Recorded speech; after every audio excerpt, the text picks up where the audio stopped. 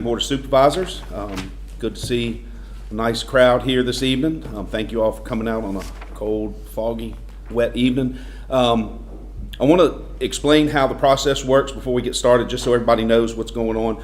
So I've called the meeting to order. We will have public comments. Public comments are on non-agenda items. Okay, so those have nothing to do with solar. They're on other items that you may want to address. Anybody signed up for public comments, Dylan? Okay. So we don't have anybody signed up for that anyway, but I just want to explain how that works. Whether it's public comments or the public hearing on the solar project, you have 3 minutes per individual to speak. You have 5 minutes if you're speaking on behalf of an organization. Only one representative from the organization can speak on behalf of the organization, okay? Mr. Reed will keep time for the 3 minutes. He will tell you when you have 30 seconds left. He will tell you when it's time to stop. In the respect for everyone else's time, please stop. Wrap it up as soon as you can when he holds that up. We do want to give everybody an opportunity to speak. The public hearing will last for an hour per hearing. And just so you all know, there will be no vote taken tonight on the solar project. Okay, so just so you know, we hear you. We know there's a lot that needs to be considered, and we're not going to take a vote this evening. So just so you all know.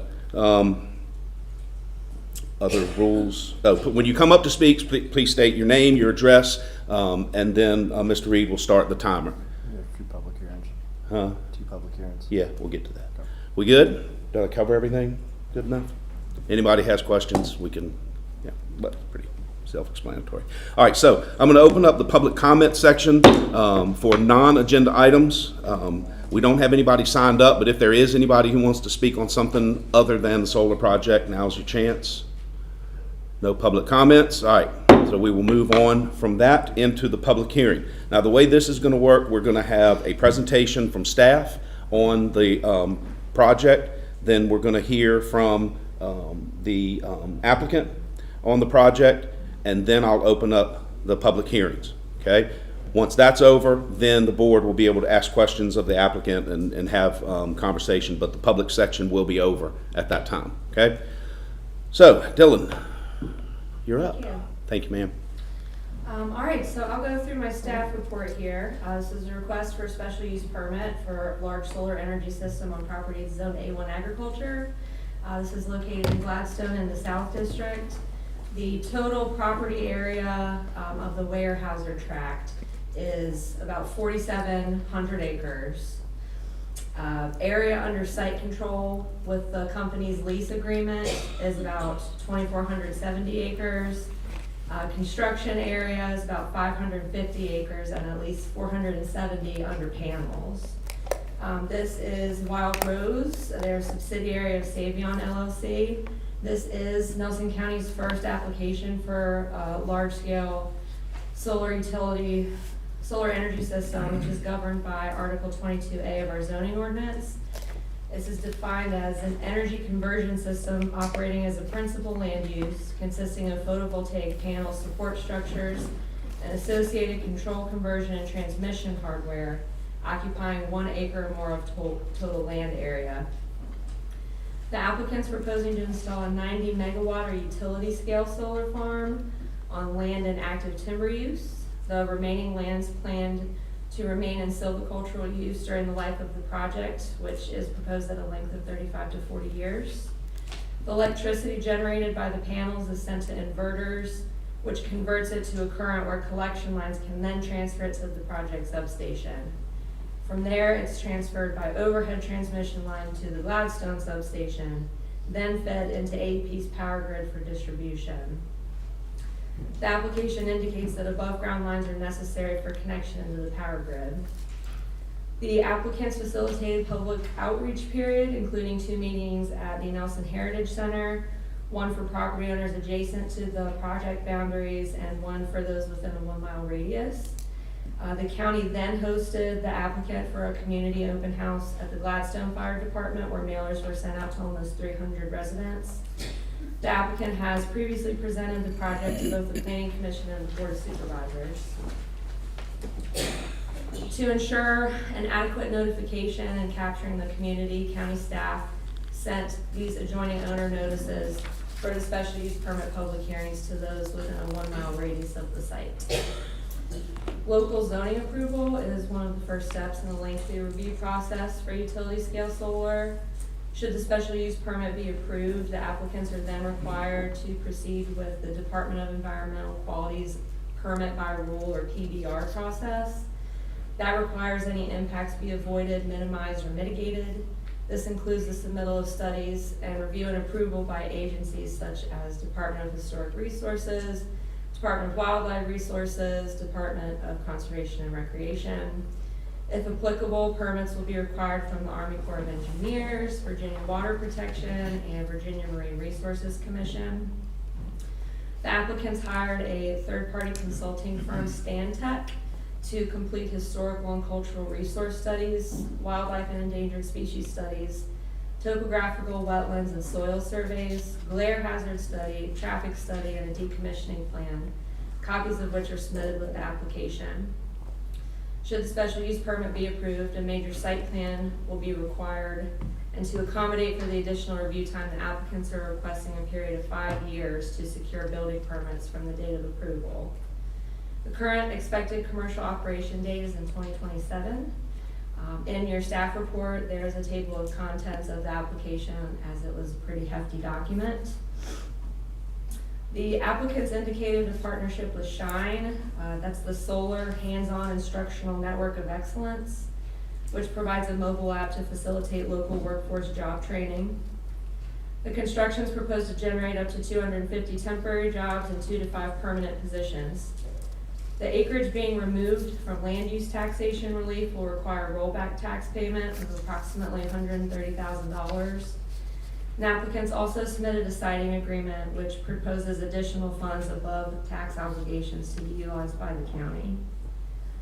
Utility scale solar projects can be taxed under machinery and tools, M&T, or through revenue share.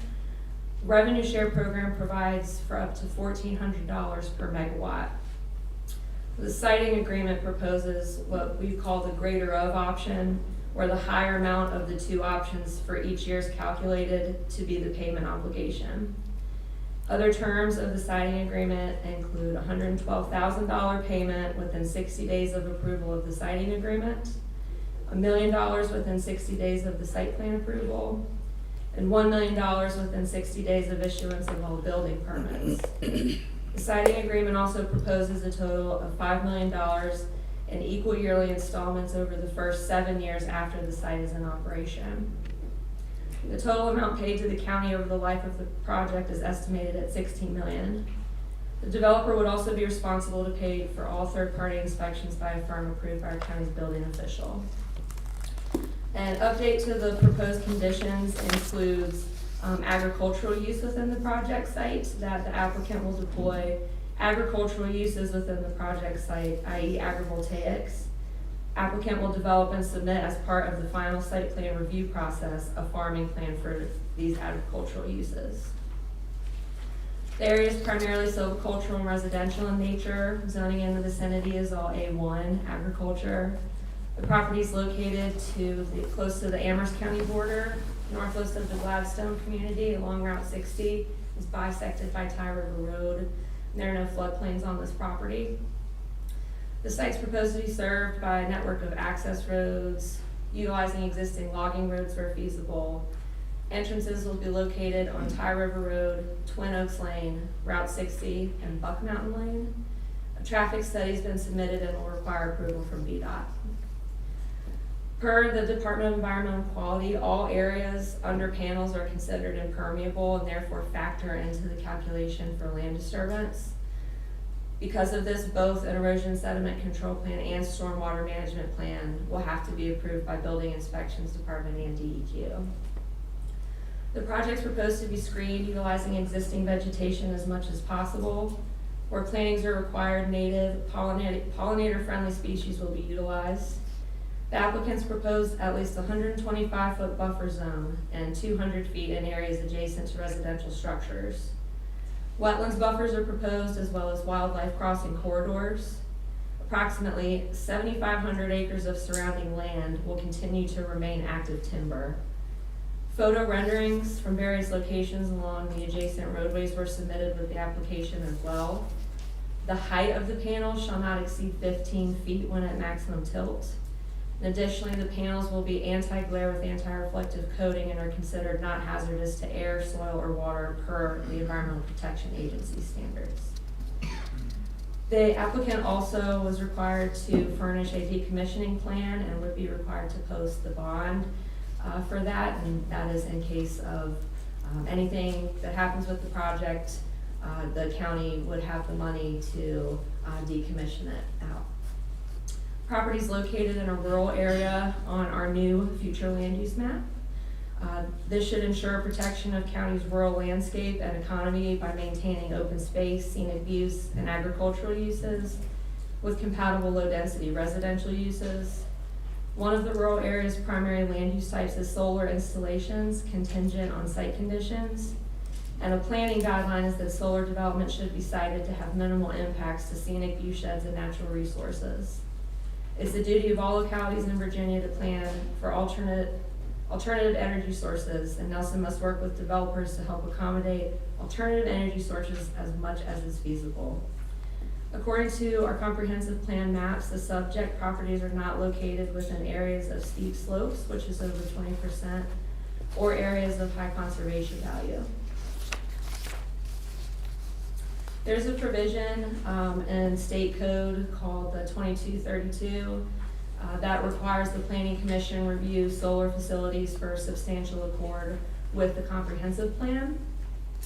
At their meeting on June 26th, which was when the Planning Commission held their public hearing, they voted 4-1 that the special use permit for Wild Rose is not deemed to be in substantial accord with the Nelson 2042 comprehensive plan.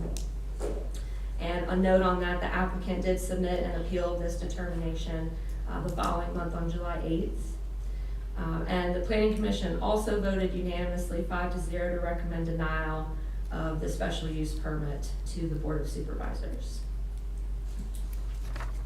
As always, your criteria for special use permit review, you shouldn't change the character and established pattern of development in the area or the community, should be in harmony with uses permitted by right and not affect adversely use of neighboring property, served adequately by essential public or private services, and should not result in the destruction, loss, or damage of any feature determined to be of significant ecological, scenic, or historic importance.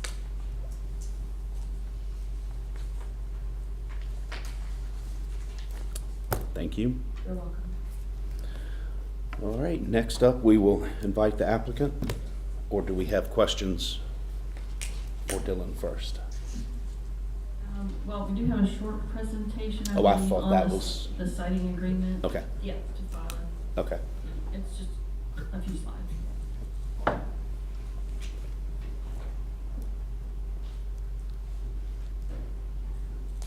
I went over some of the details in the signing agreement in my staff report, but Andy was kind enough to put it together on the screen because it is easier to read that way. All right.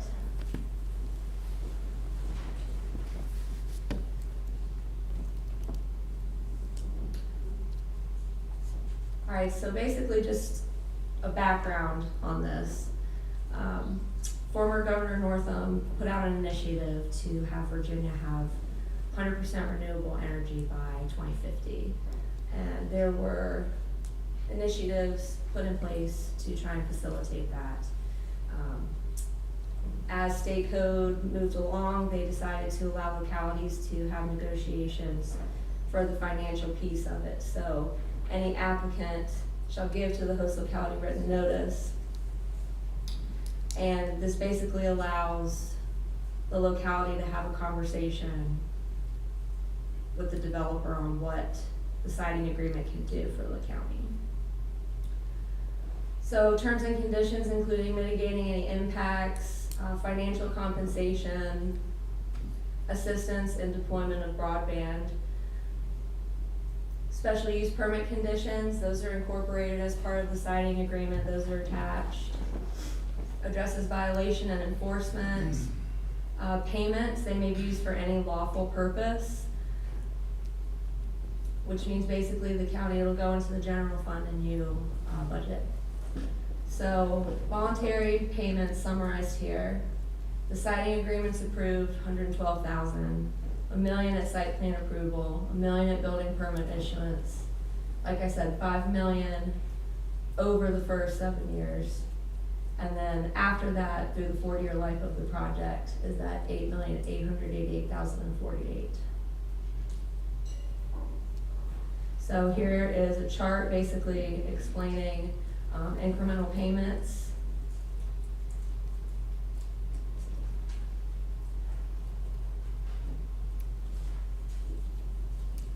There we go. So if these are the projected construction dates, these are what we would be looking at for payments. If we're in 2.5 years, if they start construction, we're seeing payments in Q4 of 26. So to get to 5 years in construction, we're seeing it in 29. Other terms that are part of the siding agreement. If the board does ultimately accept the siding agreement and approve the special use permit, you are effectively saying that it is substantially in accord with the comprehensive plan, which would override that planning commission determination. Other terms that are important.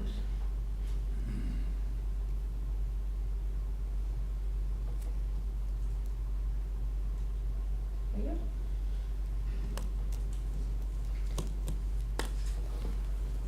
Anything else you'd like to add? Can you reread the list of things that we should consider with a special use permit? Sure. Thank you. All right, shall not tend to change the character and established pattern of development in the community which it's locating in. Shall be in harmony with uses permitted by right and not affect adversely use of neighboring property. Adequately served by essential public or private services such as streets, drainage facilities, fire protection, public or private water and sewer. And it shall not result in destruction, loss, or damage of any feature determined to be of significant ecological, scenic, or historic importance.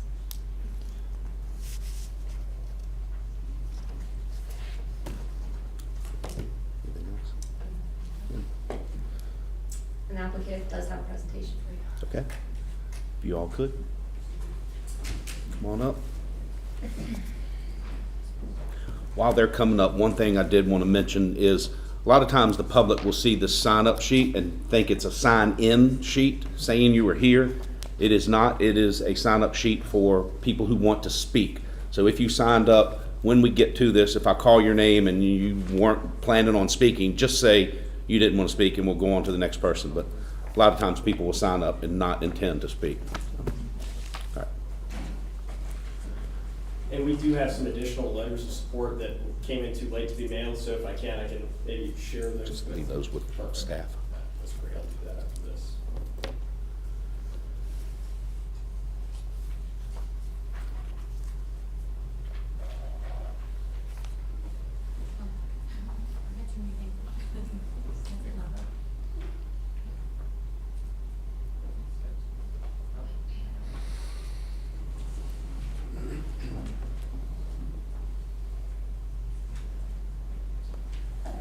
Okay, all set? Perfect, all right. Well, thank you, everyone.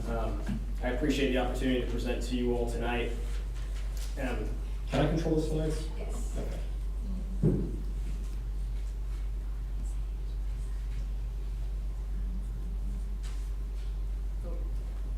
Does this work? It does. Now try it. Okay, there we go, perfect. My name's Eric Miarka. I'm a development director with Savion. I'm joined by a few of my colleagues here tonight, and they'll each come and introduce themselves as they get up and present to you. But I work for Savion. Savion is the developer of the Wild Rose Solar Project, which is what we're here to talk about tonight. Savion is a utility-scale solar and battery storage development company based out of Kansas City, Missouri. We're a wholly owned subsidiary of Shell, and we develop, build, own, and operate solar projects like the Wild Rose Solar Project all over the U.S. And I know that solar, utility scale solar is a new opportunity for Nelson County. So I just wanted to give you some visuals of what some of our other projects look like.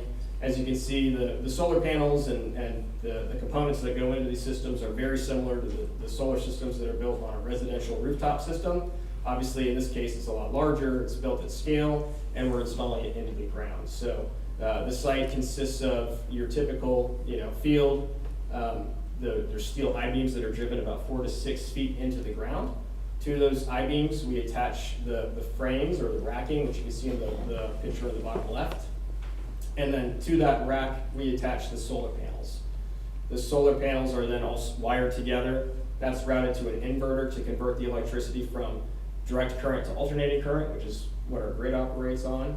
And then the voltage is sent to the substation, the main power transformer, to step the voltage up to match the grid, which in this case is 138,000 volts or 138 kV, which you may hear me say.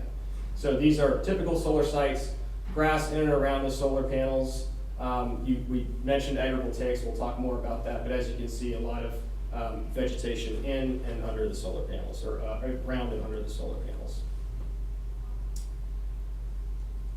So specific to the Wildrose Solar Project, this is a 90 megawatt solar project, as you heard Dylan mention. To put that in context, that's enough power for about 14,000 Virginia homes. So it is a significant contribution to the power for the region. We started this project a few years ago. We've been doing a lot of our due diligence and site surveys over the past few years.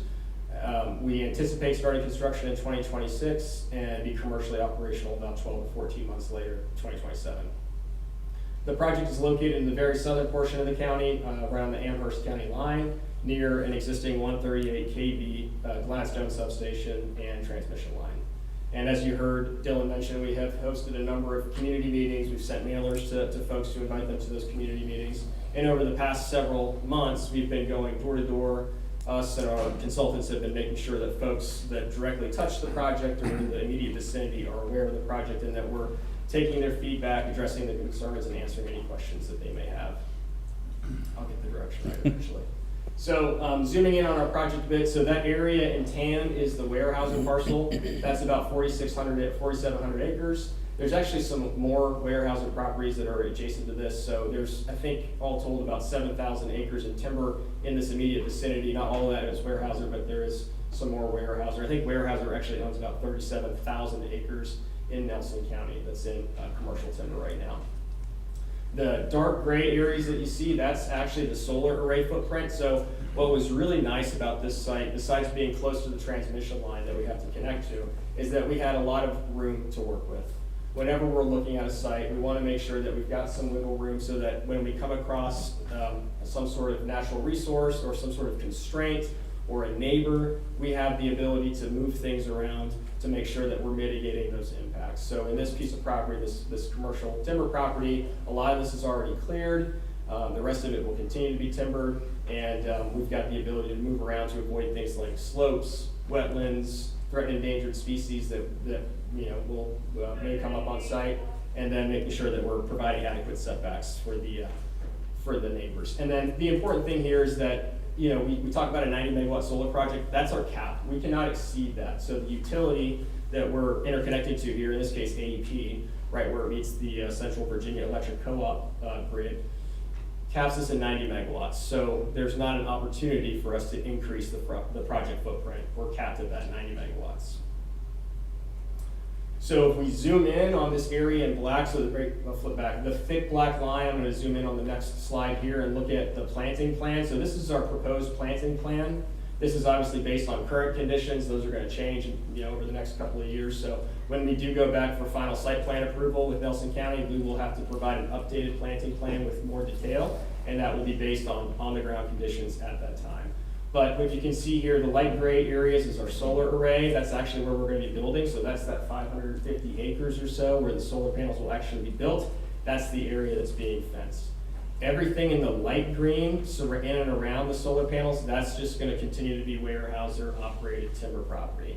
Same with the yellow hash outside. That's also Weyerhaeuser operated timber property. The yellow line over on the left there, that's Tie River Road. You can see the dark green polygons around Tie River Road and around the southern end of the project. that's the area that we are proposing to leave as vegetative screening. So there is some mature vegetation, some less mature vegetation along the perimeter, along those public roads, and where we come up against adjoining property owners. That's where we're proposing to keep that vegetation in place to help mitigate the visual impact from folks driving down the public roads and folks that live nearby. And it's kind of hard to see, but along Tie River Road, you can see a couple of orange lines.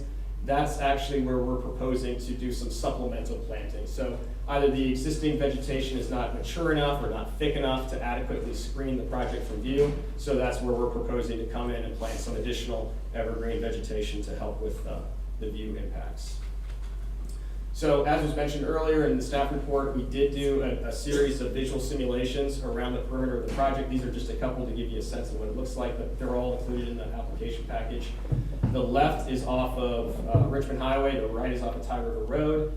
The top photos are before, as in like right now, and then the bottom is 5 years after construction. So as you can see, as that vegetation continues to grow and fill in, you're gonna have a really difficult time seeing any solar project. In fact, if you squint real hard in the bottom left photo, you might be able to see a little bit of solar panel poking through some of the trees, but on the Tie River Road location, you cannot. So one of the benefits of this site is that because we were so far, we were able to set the project so far back from the road, from property lines, and maintain a lot of existing vegetation, it really does a very good job of screening the project from view.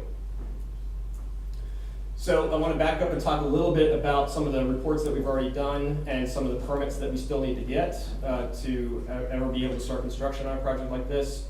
We do a lot of due diligence on these sites to make sure that we're not going to have any negative impacts to cultural and natural resources. And so to that end, and this is not an exhaustive list, this is just some of it, but we do a phase 1 environmental site assessment, threatened and endangered species review, traffic studies, decommissioning plan, glint glare analysis, landscape screening plan, wetland delineation, cultural and archaeological resource study, and then of course all of our engineering studies like geotechnical reviews and hydrology studies. Once we get those reports, our internal team will review those, we'll adjust the plan as needed to make sure we're avoiding those sensitive areas, and then we'll also work with state and federal agencies for their concurrence and their feedback on those reports. So we work with Fish and Wildlife Service, Federal Aviation Administration, Army Corps of Engineers. We send them all of our reports and studies, they give us feedback. In some cases, they'll tell us that we need to do additional surveys. Bats, for example, come up, endangered bats. A lot of times we have to go do bat mist netting to catch bats and make sure, see if they're on site. And then in some cases, they'll give us mitigation strategies to make sure that we're not having any impacts on those resources. So there's a lot of back and forth with those state and federal agencies. And then in terms of permits, of course, we need to get the special use permit from Nelson County. That's why we're here tonight, as well as the 15-2-2232, which Dylan talked about. That's related to the comprehensive land use plan.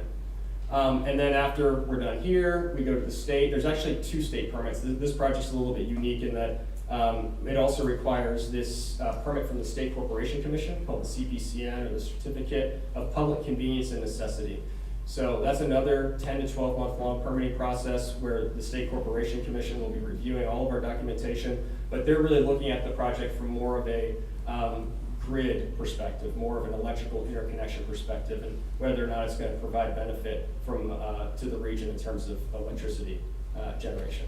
And of course, the permit by rule, that's the one that Dylan mentioned that really focuses on the environmental reports and making sure that we're not impacting those cultural and natural resources. And then, assuming we get approval there, then we can get to our non-discretionary building-related permits. Once we're getting ready to start construction, we're in the final the home stretch of engineering. We're going to go through the stormwater pollution prevention plan, the stormwater permitting process with DEQ, and then there's a final site plan approval, building and electrical permits from Nelson County, just like any other development.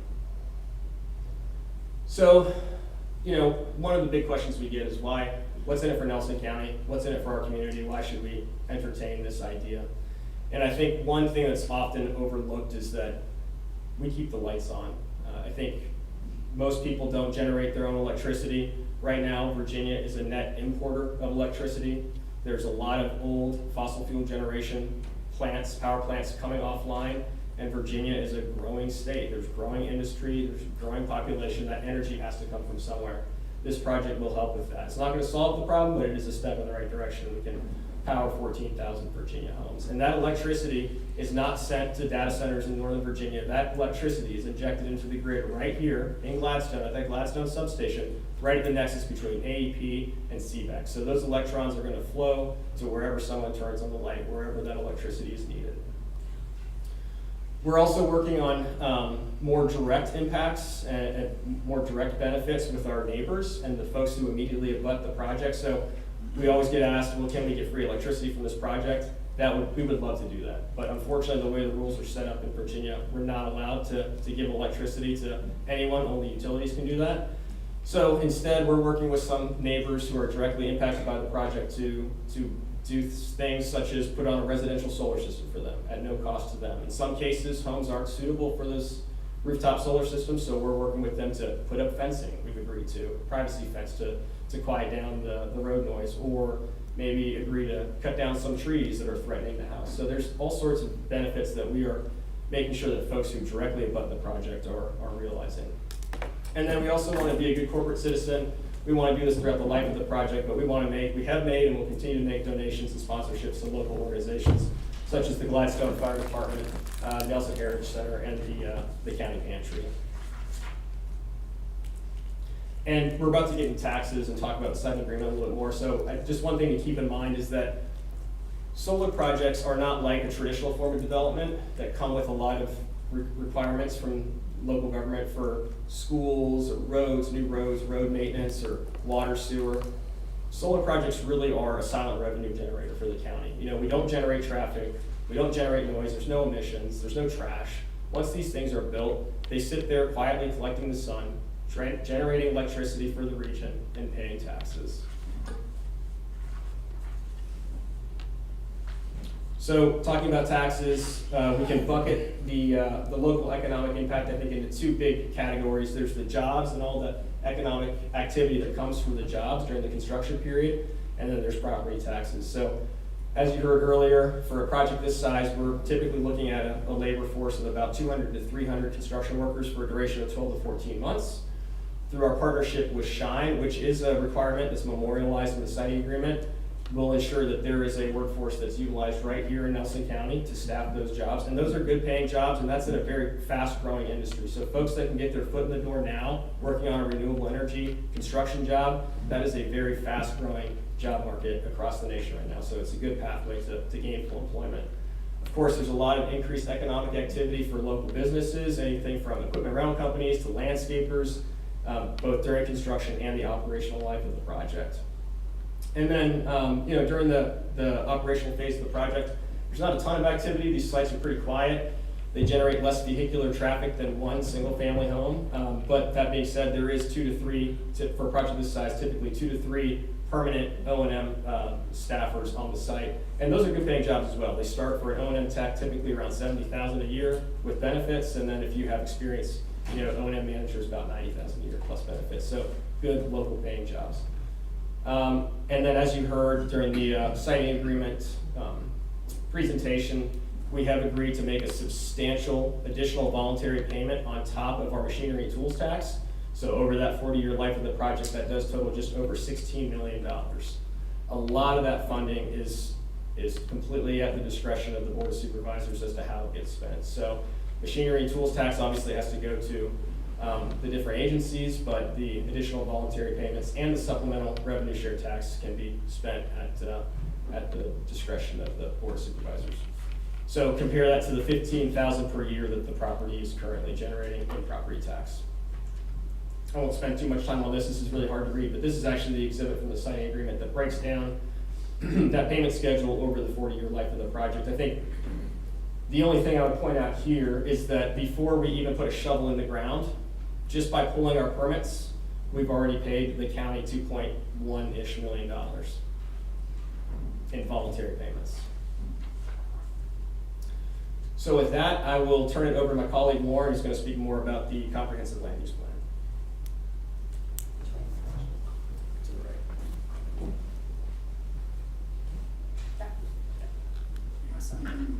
Hi everyone, my name is Lauren Devine. I'm the permitting and environmental lead for the Wild Rose Solar Project, and tonight I'm going to talk about the project's conformity with the comp plan and also the compliance with the zoning ordinance. So I'm sure you're all very familiar with the comprehensive plan, given the update that just went into effect in April, but I did want to highlight that solar installations are included as a primary land use type on rural areas. And the plan calls for Nelson County to work with developers to accommodate solar development so long as it is well sited and impacts are minimized. So as Eric described previously, Wild Rose Solar Project is well sited in a rural area, and it's been designed to minimize impacts to both the surrounding community and natural resources. So in addition to the setbacks and buffers that we have incorporated into our project design, we've also evaluated the distance and topography between the project and the scenic vistas included in the comp plan, and we don't expect there to be any impact. And then we also, again, Eric spoke about it a little bit, but we are gonna have to go through extensive permitting at the state level to ensure that any potential impacts to natural or historic resources are addressed through that permit by rule. We also acknowledge that the comp plan does call for increased performance standards to be incorporated into the zoning ordinance. So we have proactively decided to increase both the setback and buffer requirements. And then we've also included a list of proposed conditions that include best practices that have been learned from other developers' experience across the Commonwealth. So for all of those reasons, we do believe that the project is in conformance with the comp plan. Moving on to the zoning ordinance, the zoning ordinance is the primary tool to implement the comprehensive plan. So in the Nelson County zoning ordinance, it does permit large solar energy systems on agriculturally zoned lands through a special use permit. So earlier this year, the project did submit a special use permit application that spelled out how we were going to meet the requirements in section 12.3, which is the special use permit application requirements, and then also section 22A, which is the solar ordinance. So the Nelson County solar ordinance is very comprehensive. It contemplates things like safety and construction. It requires us to mitigate, noise impact, visual impact, but we did commit to implementing these best practices above and beyond what's required in the zoning ordinance to ensure that impacts are mitigated. So we've used these terms above and beyond, meet and exceed a lot, and I just want to call out some of the specific ways that we are doing that. This is not an exhaustive list, but just a couple that I wanted to highlight.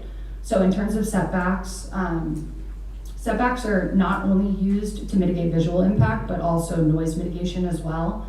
So the ordinance requires the project to be set back, or project components to be set back 100 feet from residentially zoned properties and roadways. And we've increased that setback to be 125 feet from all property lines. And then there are actually no residentially zoned properties adjacent to the project. So we've evaluated those properties, and wherever a residential structure is present, we've increased that setback to 200 feet, sorry. And then we've also committed to setting back the inverters, which are the main noise generating component of the project, an additional 100 feet from property lines, so that totals 300 feet. Moving on to buffering, the ordinance calls for a 20-foot buffer along roadways and residentially zoned properties, and we have committed to maintaining 125 feet of existing vegetation adjacent to roadways and, again, properties with a residential structure. And then in areas where the existing vegetation is not sufficient, we will be evaluating that and then implementing enhancement screening. We've also committed to provide a variety of studies and plans prior to or concurrent with our final site plan. So again, not an exhaustive list, but just a few that I wanted to call out. The first being the construction management plan. So that would include things like hours of operation, any improved access points and improvements that would be needed, dust mitigation, security measures. So essentially it would just lay out for the county what they could expect to see on the project site during the duration of construction. Next is the construction management plan and the road repair plan. Both of these would be developed in coordination with both the county and VDOT. It would essentially identify, traffic patterns during construction and ensure that any traffic issues could be easily identified and mitigated. And then the road repair plan would require us to do a pre-construction inspection of the roads to ensure that after construction, they would be left in at least the state that they were prior to the start of construction or better. And then finally, the emergency management plan. So this would be developed in conjunction with emergency personnel in the county, just to make sure that anybody would be prepared in case a situation arises that they would need to be involved in. We also will provide payment for third-party expert review of the site plan and these supplemental studies. We'll hire a local project liaison for the county during construction, just to make sure that there's an open line of communication for the community to the project. And Eric touched on this a little bit more, but through SHINE, we are making that commitment to local workforce development and hiring. And then finally, our commitment to implementing agrivoltaics. So agrivoltaics is the dual land use of agriculture and solar. It can be anything from row crop to sheep grazing. We think that this site is a really good fit for sheep grazing, so we have committed to implementing that, and we would have to submit, a farming plan once we have all the logistics sorted out of that. So next thing we wanted to touch on, we know stormwater management is a bit of a hot button topic. So we actually brought folks from Stantec, who is our independent engineering and consulting firm. So we'll have Laurel come up and talk about our proactive approach to stormwater management to make sure that we're minimizing any negative effects of the project.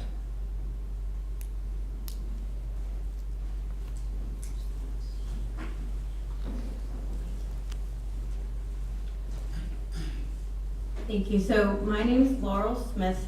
Like Lauren said, I work for Stantec, and I am a dual combined stormwater management administrator. And so we've been working as the project has been developed to make sure there's early integration with a stormwater design that works with the land use, that is not an afterthought, that is very well thought out. It will be designed, constructed, and operated in a manner that minimizes any negative effects and will be in compliance with the stormwater erosion and, I'm going to say it wrong. It's new and it came out in July of this year, and it is the Virginia Erosion and Stormwater Management Program regulations. And so they have combined erosion and sediment control and stormwater into the same regulation now. And it is reviewed, regulated, inspected, and enforced by DEQ.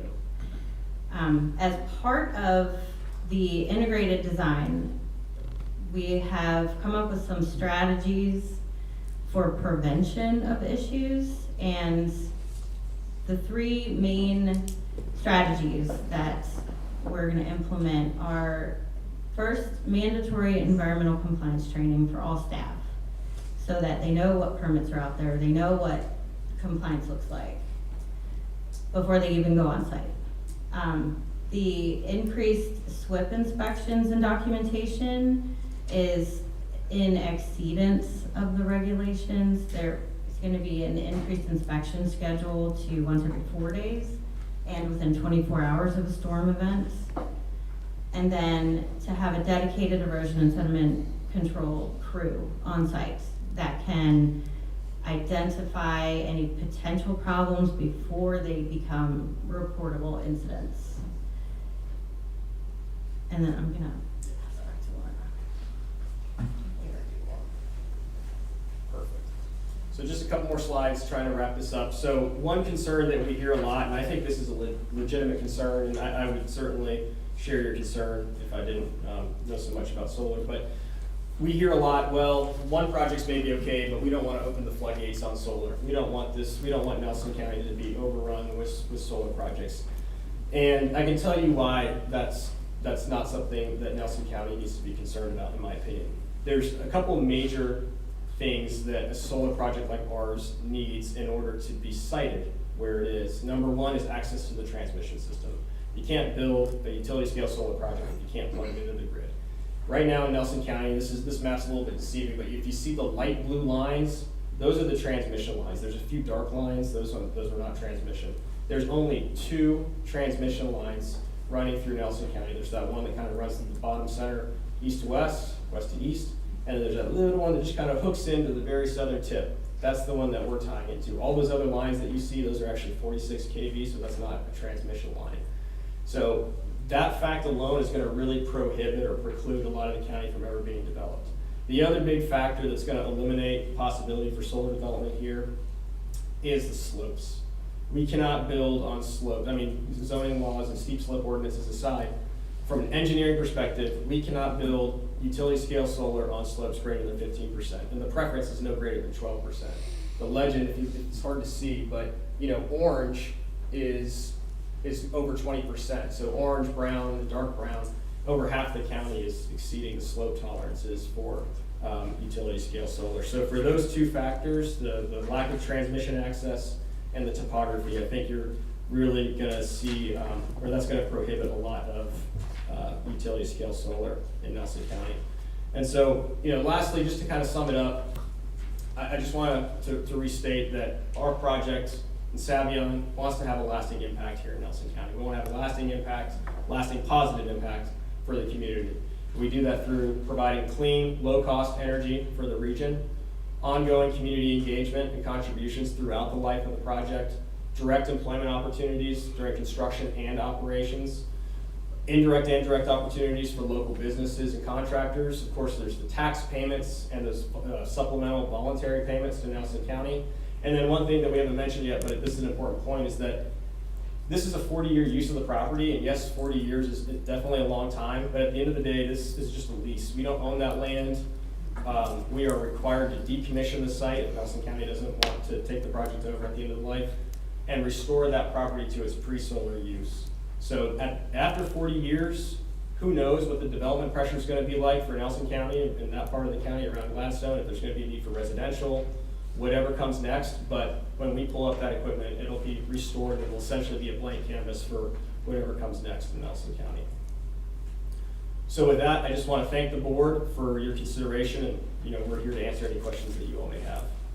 Thank you. Very good. Thank you. And we'll save our questions for after.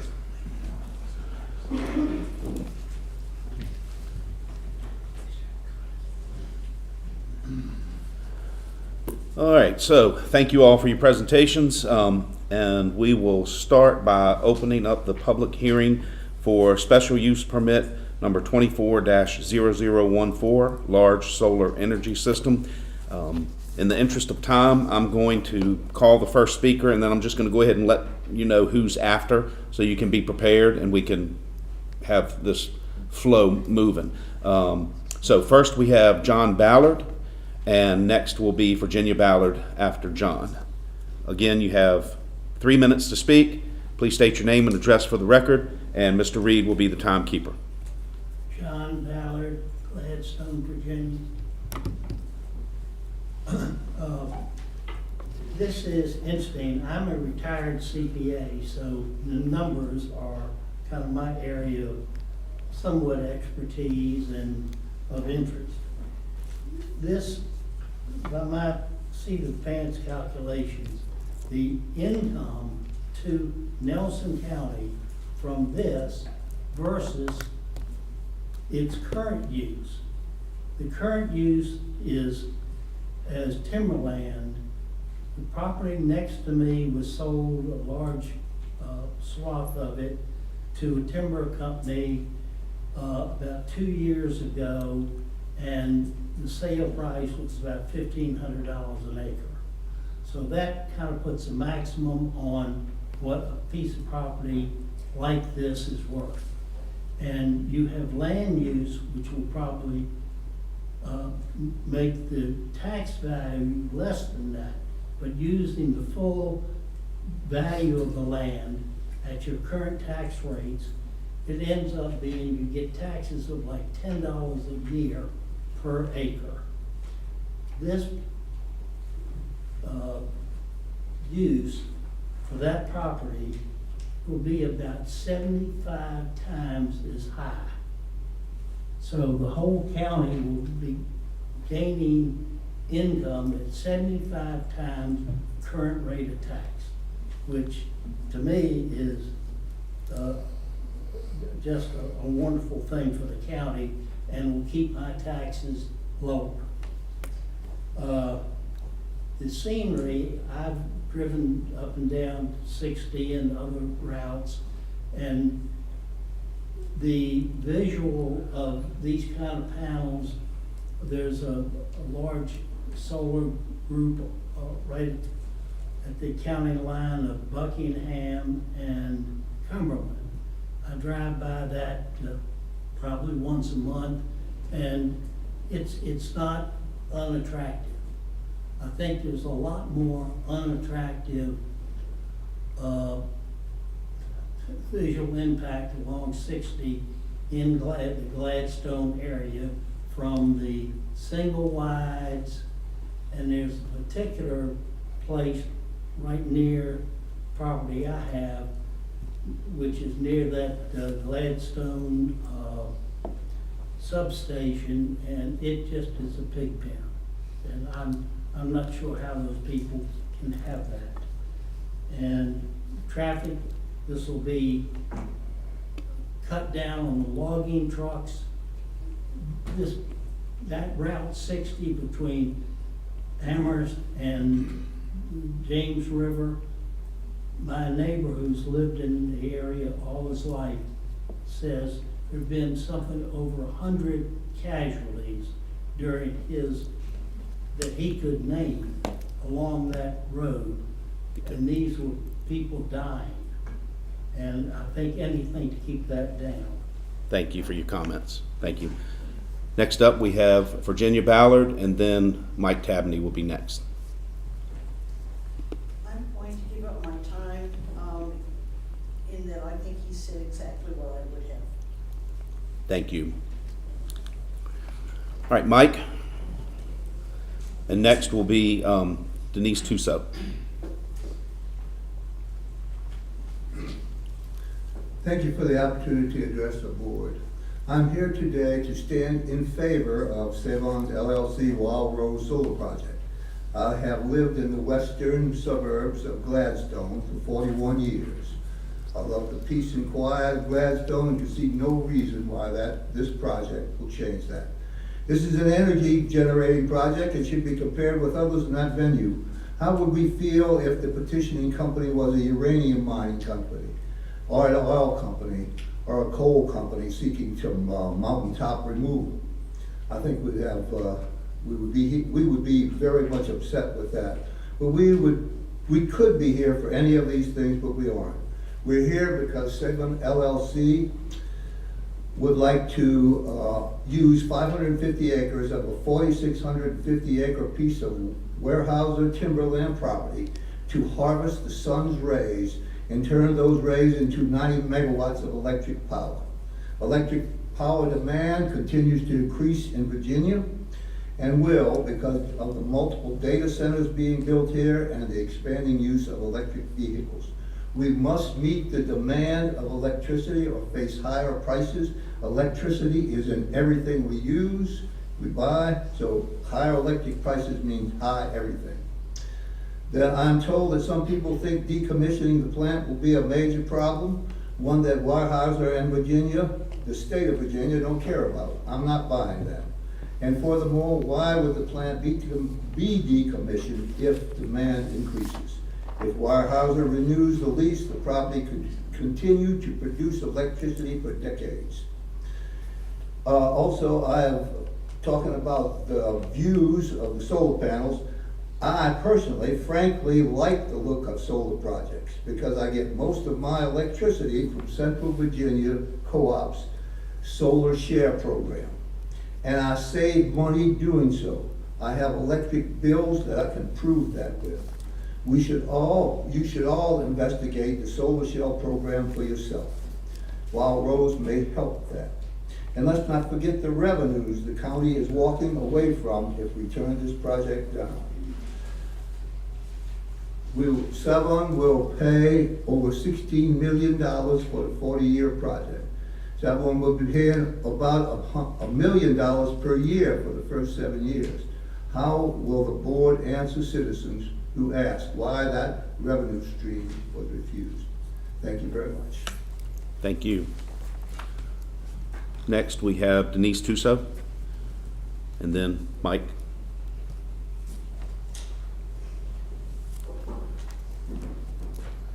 Hello, I'm Denise Tuso. I live at 249 Lobbins Lane in Afton. I've lived there for 34 years. Several of our neighbors have solar panels on their homes, and when you think about it, they are pretty amazing. The sun shines on them and they make electricity. Sunlight is the fuel and it is free of charge. What could be better than free fuel?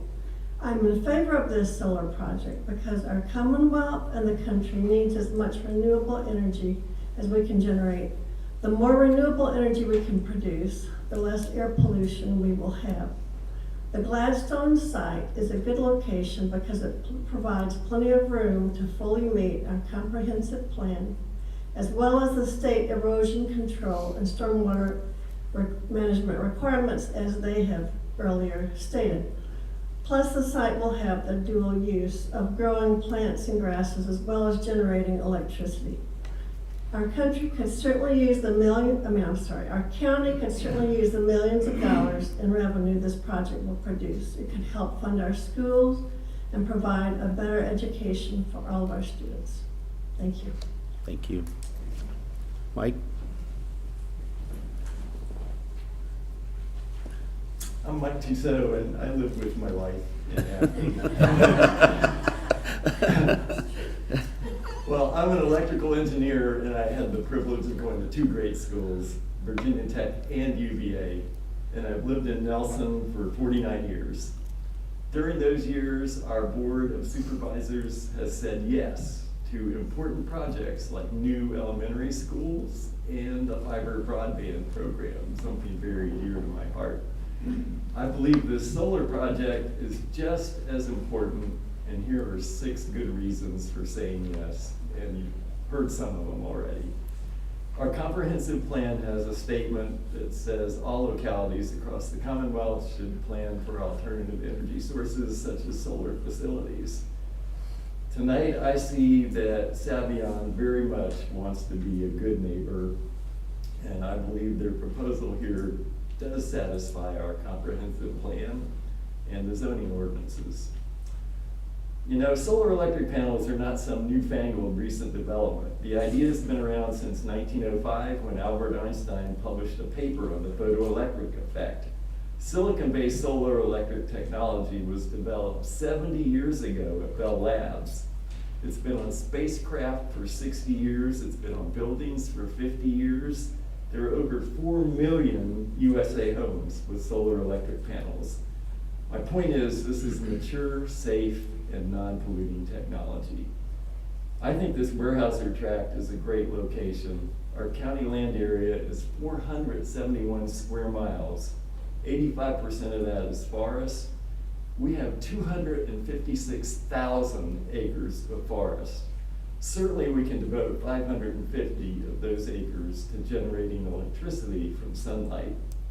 You know, we could be one of only a few counties in Virginia that on a sunny day generates as much renewable power as we use.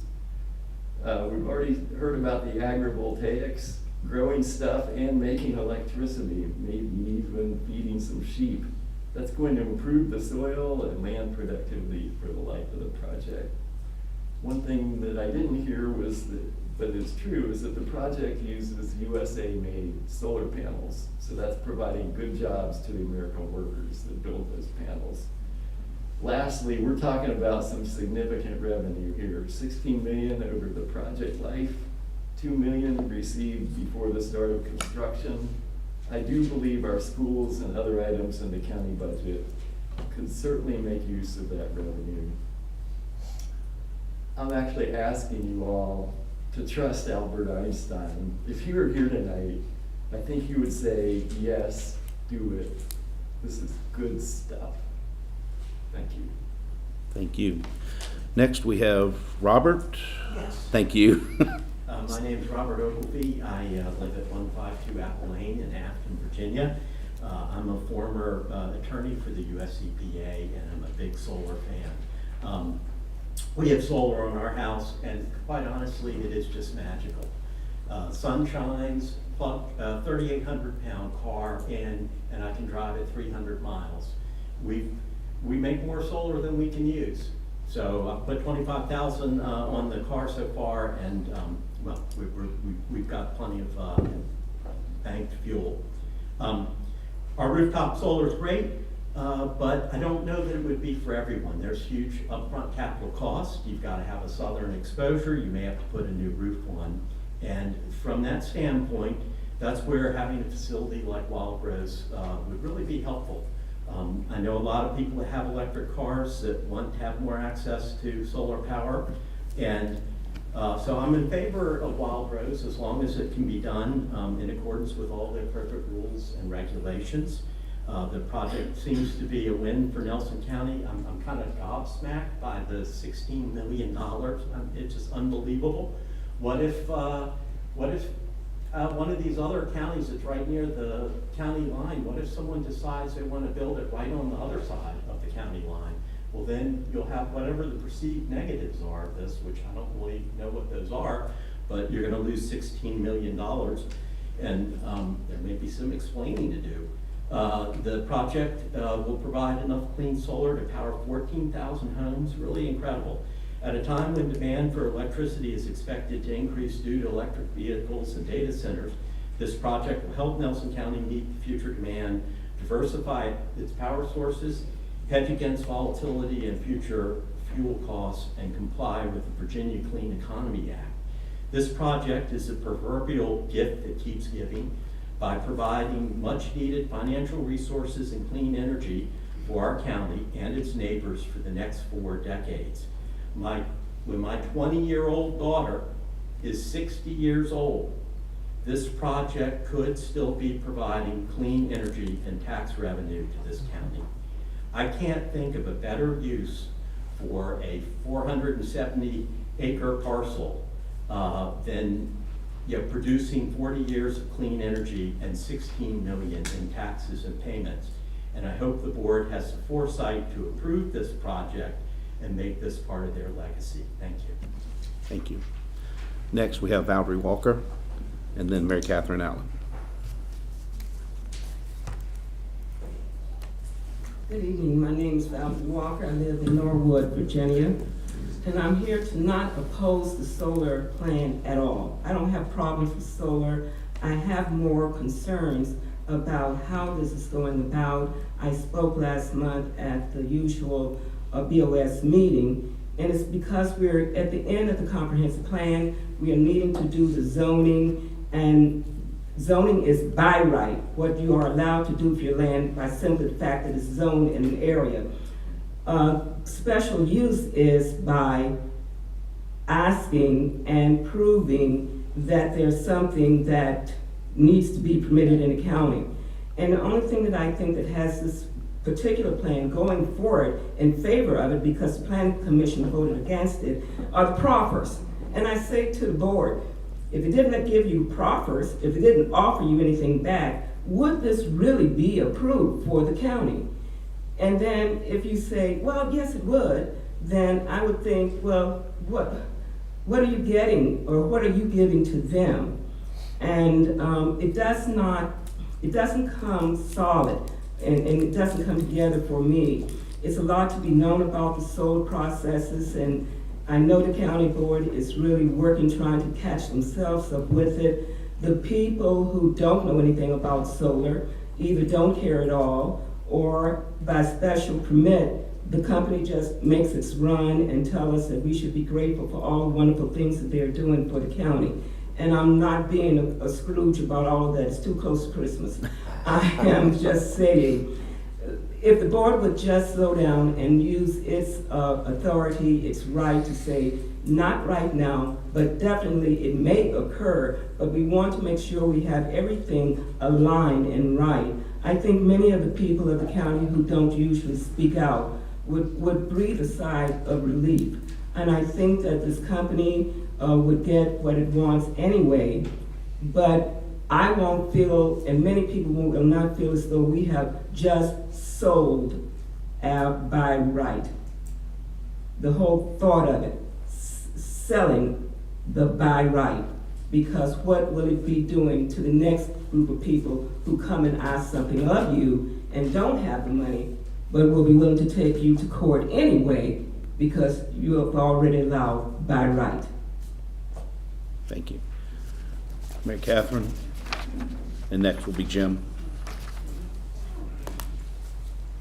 Good evening, Mary Catherine Allen, 7763 Gladstone, 7763 Richmond Highway, Gladstone. So, you know who I am. I appreciate everything you all do.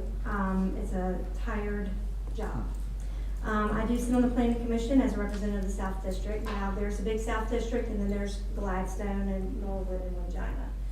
So, as Savion has pointed out, or Wild Rose has pointed out, Gladstone is a perfect place to put this because there's nowhere else in the county it could really go. So why not just dump it there with everything else that the county doesn't want?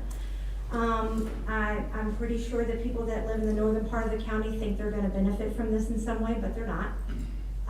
14,000 homes. We're a quarter of a mile from the Amherst County line. Who's to say who gets the energy? It's whoever turns their lights on first, how far down the line that goes. The SUP stays with this property. If you allow this for 4,700 acres, it stays with this property unless they up and leave and nothing happens with that special use permit for 2 years. It stays with this property. And once you open this can of worms, you cannot put it back in. Gladstone is not a dumping ground. If you don't like what you see on the side of 60, then move.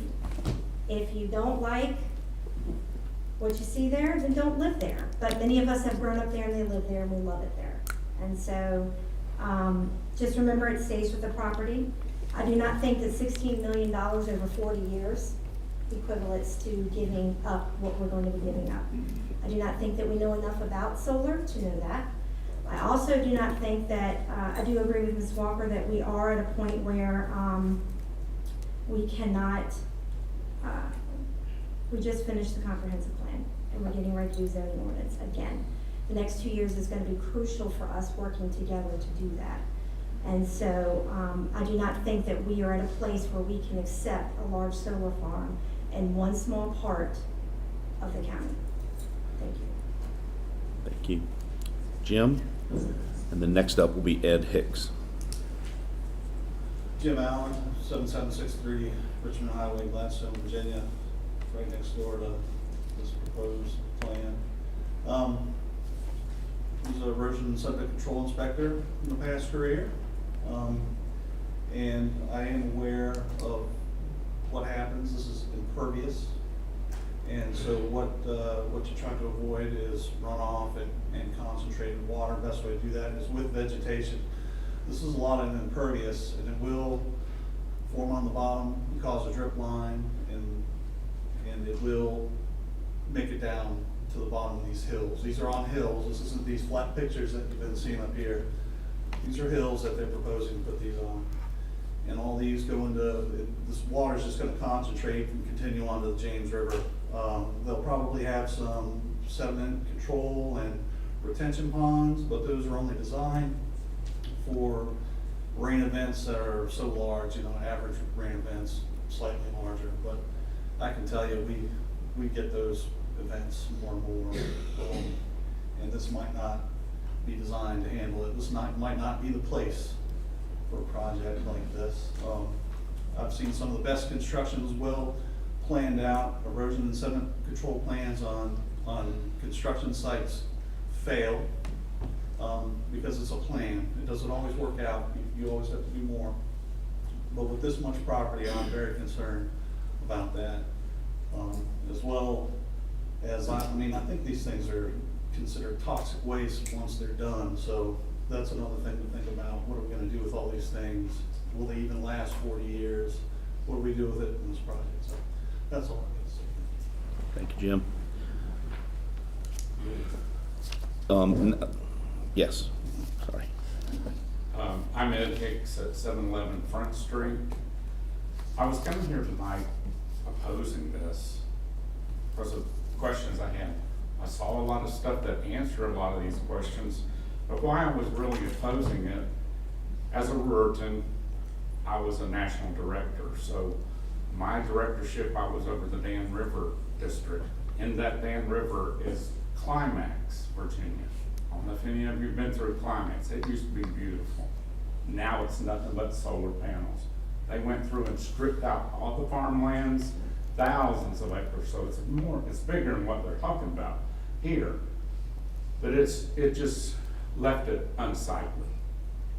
That was one of the main reasons I was opposing it, because there's nothing beautiful about it. The people, talking to the people there after that, they don't even benefit from it. All that electricity they make there is getting sent off somewhere else. So Climax didn't get any of it. So I'm hoping you're really going to give it back to Gladstone. And we have, as our Ruritan Park that we have out here on 151 and Rockfish School Road, we were approached to put the solar farm out there. They wanted to use our land plus the farm next to us, the McSwain farm. And we told them no, because we needed the land for the community to use for the soccer games and the park and stuff. So we turned them down ourselves. So there are other places in the county that's usable. So I'm just kind of on the border here. I mean, it sounds good what they're saying, as long as they stick to what they're saying they're going to do it, that it will benefit us. But if it's going to turn out to look anything like, just drive through Climax before you make a decision. It's not that far from here. Look at it. There's nothing there. Just seas and seas of that. Much more than they're showing you in these little pictures. There's no more farmland there. They've lost all their farmland, all the trees, everything's gone. And my wife was telling me that she grew up on Fort Bragg. And she said, it's going to change the climate. Because it did when they stripped everything, all the trees and everything out, and made Fort Bragg, the weather changed there. It never was the same. Because they just stripped all the trees. So hopefully something good will come of all this. Thank you. Thank you. Next up is James Bibb, and then Charlie Hurt after Mr. Bibb.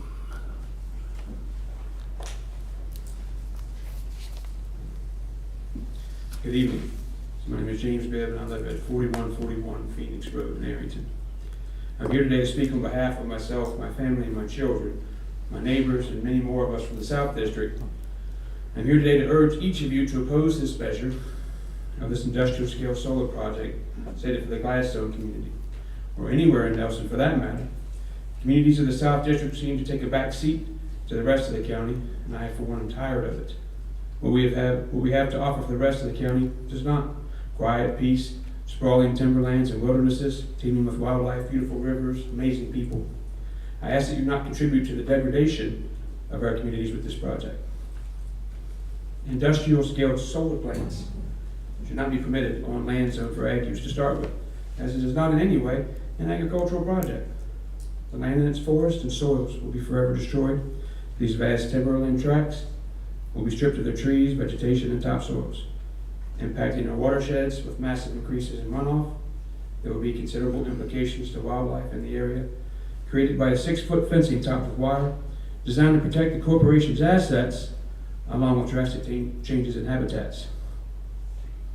The neighboring property values will plummet, depending upon proximity and visual of the panels.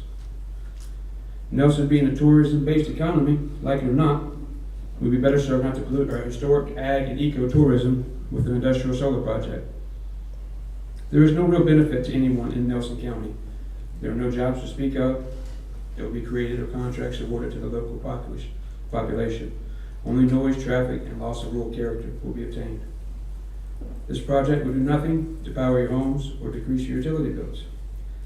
The money coming from these heavily subsidized corporations to gobble up land in areas with little resources to combat them will amount to nothing compared to the damages we will endure for generations. Mr. Reed, I'm certain you would be a hard no on the same project if it were in the hills of Auburn. Mr. Parr, I know that you would vote no on this monstrosity if it were being considered at the bases of the Three Ridges and the Priest. Mr. Rutherford, I'm confident that you would never approve this measure had it been proposed in your district anywhere. And Mr. Harvey, I'm sure he'd fathom not voting in favor of this in his district because his voters would hang him by his toes. And Ms. Ligon, I imagine you would likely not consider voting for this if it was on the timberland tracts surrounding your family farm.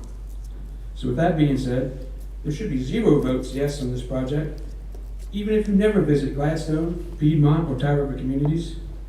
We are still your constituents, and we are asking you to protect the rural character and heritage of our communities now and for generations to come by opposing this measure, just as you would had it been proposed in your own backyard, because it is in many people's backyard.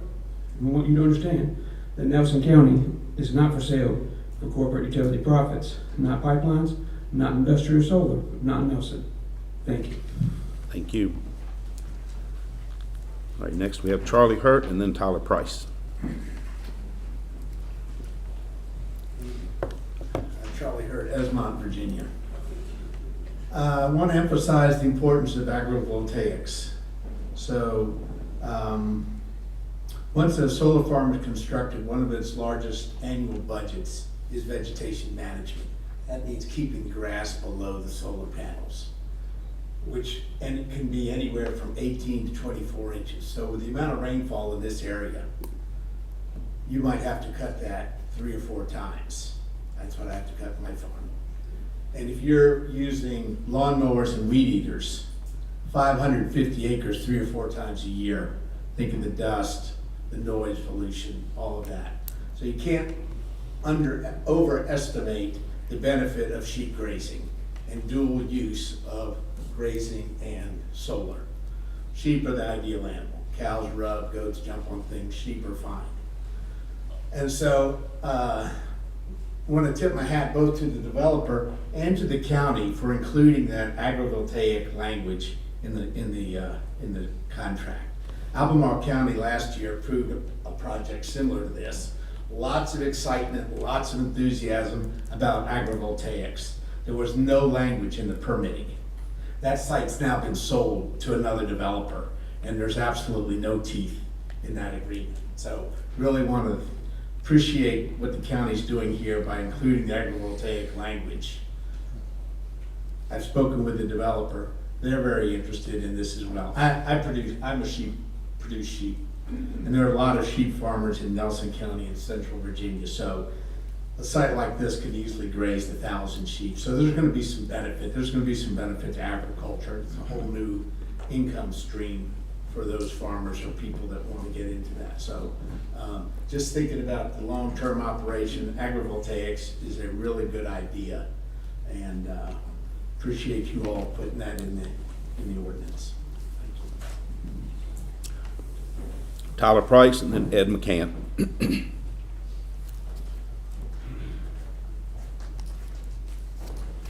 Good evening, Tyler Price, 817 Norwood Road, South District.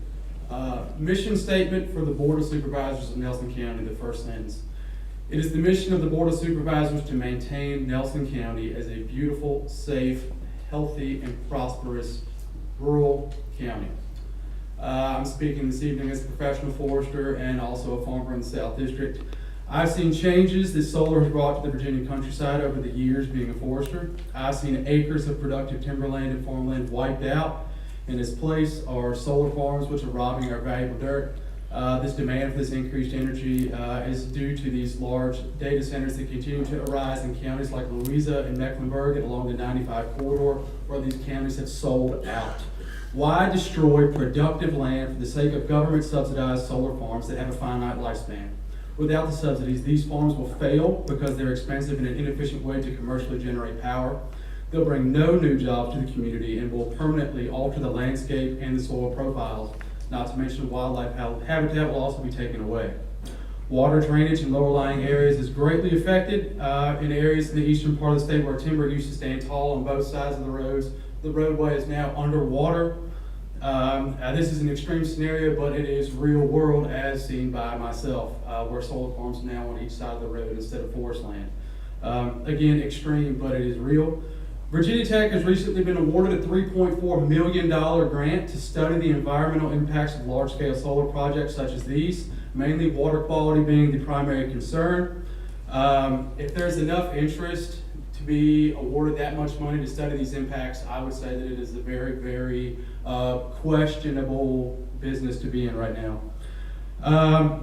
The topography of this land is far from flat, which will make the installation of these panels very inefficient to start. Beyond that, the amount of runoff will be extreme, meaning the majority of this project will be sediment trapped to account for the runoff that's going to be taking place. So why should the county continue to fatten warehouses' pockets by approving this? Because that's where the money's going. I've never in my life, as a conservative, thought I would be asking the government to tell me what I can and cannot do on my land. But in this case here, I am asking you to deny this project and set the precedent that Nelson County will remain a beautiful rural county for future generations to enjoy. Thank you. Thank you, sir. Mr. McCann, and then John Morse.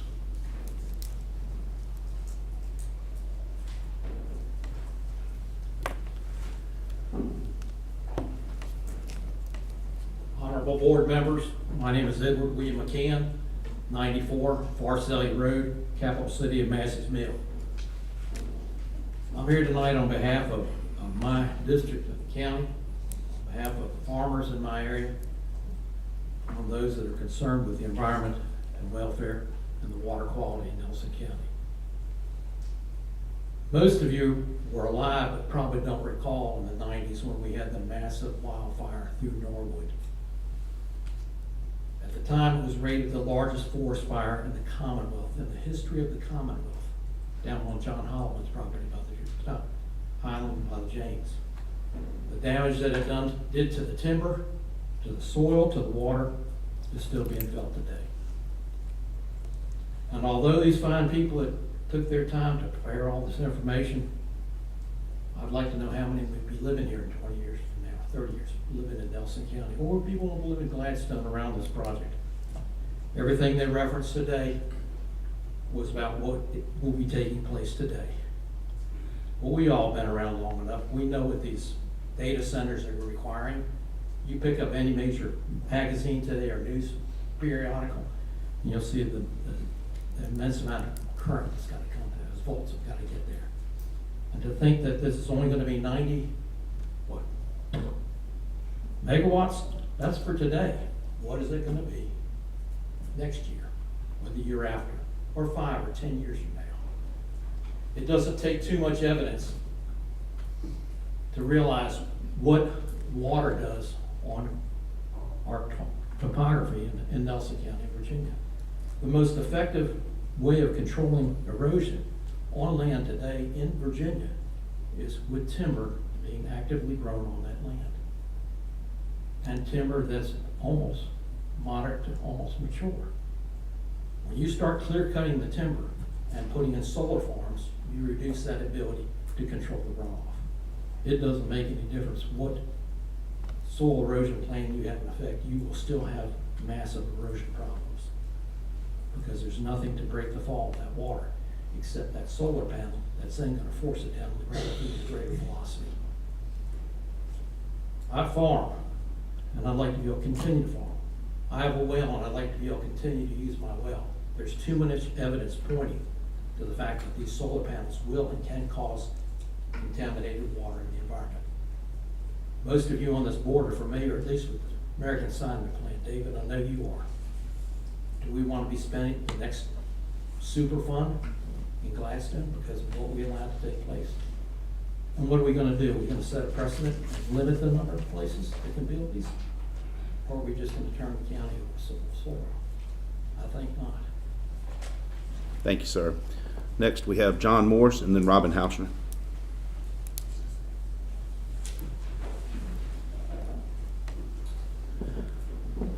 Good evening. My name is John Morse. I'm the owner of tax parcel 93A3C, which is adjacent to and downstream from the proposed solar farm, and I'm domiciled in the city of Richmond. I'm here today to voice several concerns. First, the installation of the solar panels will add an impervious surface to the Owens Creek watershed, which will increase stormwater runoff. This will increase erosion and decrease water quality downstream. Converting the site from tree growth to meadow vegetation will increase stormwater as well. As the owner of an adjacent parcel, I'm concerned about how this will affect my land bordering Owens Creek. Number two, as was noted at the June Planning Commission hearing, tax revenues, number of jobs created, and project monies that will be spent locally will be negligible. This means the solar farm will be an extractive enterprise with little benefit to the community. Third, I'm concerned about the large size of the project and the effect it will have on my land and that of my neighbors.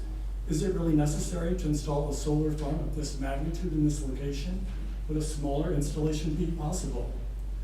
Fourth, I'm concerned about decommissioning. I know there's a decommissioning plan, I know there's a bond, but an improperly executed decommissioning would be an environmental liability affecting everyone downstream. As the owner, I'm also concerned about noise that would be generated both during construction but also during the maintenance of the property. Lastly, I just want to say I support the county's efforts to reduce carbon emissions and develop solar and other green energies, but not in this manner. Converting productive forest land to a solar farm is not a sensible way to decrease our carbon footprint when other options are available. Because of these negative impacts, I urge the BOS to reject the Wild Rose Solar Project and to explore other, less impactful ways to develop solar energy within Nelson County. Thank you. Thank you. Robin, and then Mike Campbell.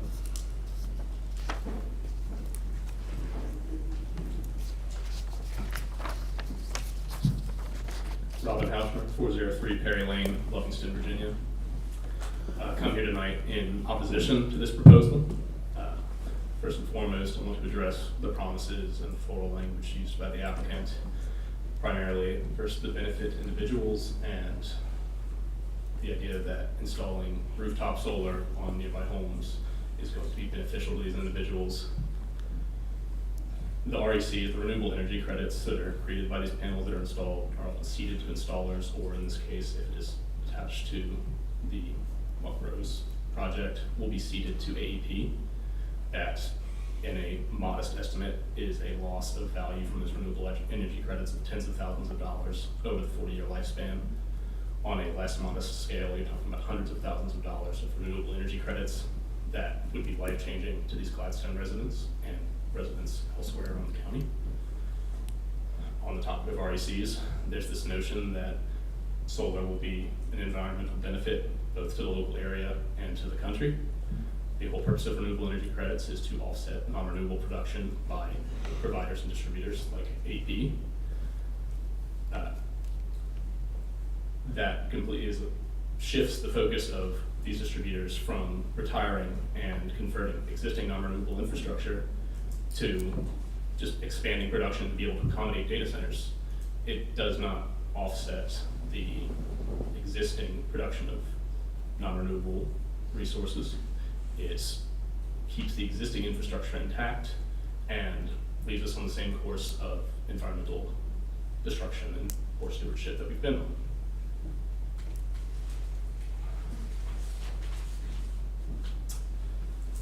I'd also like to talk about degradation of the local environment. It promised to plant wildflowers and these pollinator species. For one, getting that to take on this degraded timberland would be impressive, to say the least, but then with the proposed cuttings of 4 to 5 times a year, neglecting the use of sheep instead of cutting would be immediately offsetting that planting. You cut more than twice a year in the early and late seasons of spring and fall, they're going to die. There's not going to be any reseeding. Those species don't come back, so it's a pointless claim that that's somehow going to be benefiting the property. And then lastly, I'd like to point out the risk of fire, as has already been noted, is that there's not any security for this site. There's not a substantial staff that's going to be maintained on this property over the course of the lifespan of this proposal. And as we've seen with substations in Amherst in recent years, there was a cutting of hot wire that resulted in the loss of power to thousands of Amherst County residents. In the case of timberlands in Gladstone, that would be a fire that devastates the local area, potentially the homes of residents. Thank you. Thank you. Next, we have Mike Campbell, and I don't know if Billy Paul's gonna speak or not, but he's next on the list. Mike Campbell, 1506 Woodson Road, Lowesville, and I'm here on behalf of Nelson County Farm Bureau. I am their vice president. Been a lot of things said here tonight. One thing that nobody has addressed is we wouldn't be sitting here tonight if we just had solar power, would we? Sure doesn't work at nighttime. Very inefficient. 90 megawatts, Appalachian. Well, that's 90 megawatts in the daytime. That's not 90 megawatts at night. If you're gonna have it at night, you gotta store it. You gotta have a battery. So Appalachian has one, Smith Mountain Lake. The storage capacity of Smith Mountain Lake is 560 megawatts. That's what they generate. They pump out of Leesville Lake, pump it back up, let it back down through the hydroelectric.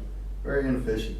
You also lose 12% on these panels in the inversion process. So I don't know whether this is 90 megawatts DC or 90 megawatts AC, but if it's DC, you got to take 12% off of that, so it's a lot lower. The problem I have with the agrivoltaic in this area is the slope of the land and the terrain and what's growing there now. You're gonna have a very tough time getting any kind of grasses to grow in there for sheep to eat. You're pulling trees off of there, pine trees, small hardwoods, stuff like that. You're gonna have to put a lot of lime, a lot of chicken litter or fertilizer, whatever you wanna say, to get any kind of green out of that land there.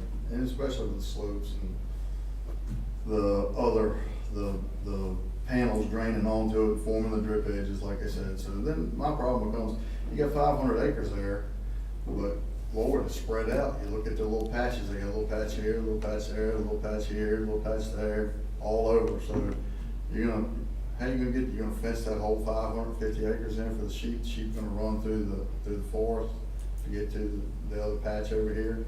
Coyotes are gonna be terrible. You gotta think, good Lord, they're terrible on that end of the county anyway. So the other thing that I want to address, Nelson County, this is a special use permit, but I think we don't have a lot of parameters in place. We don't have a cap decided yet on what we're gonna allow for solar energy to come into our county, solar power. The decommissioning plan, has anybody looked? How much does a bond escalate? If it's construction, you gotta figure, they say 2%, all the time, but no, construction is about 4% on inflation. So you have to look at that also. So, I'm not really for this. The other thing is if you wanna think of solar in terms of what our future use is gonna be, and they say we have to go to this by 2045, 2050. So our power requirements are gonna double in 15 years. So 3,329 square miles of solar panels, if that's all your power source was. That's what it would take in the state of Virginia to meet the requirements that Dominion says. You wanna take that as just what you figure, 7 times the size of Nelson County with every square inch covered in solar panels. That's what it would take to generate the power requirement. Thank you. Thank you. All right, next, Billy Paul. And then Laura Moon.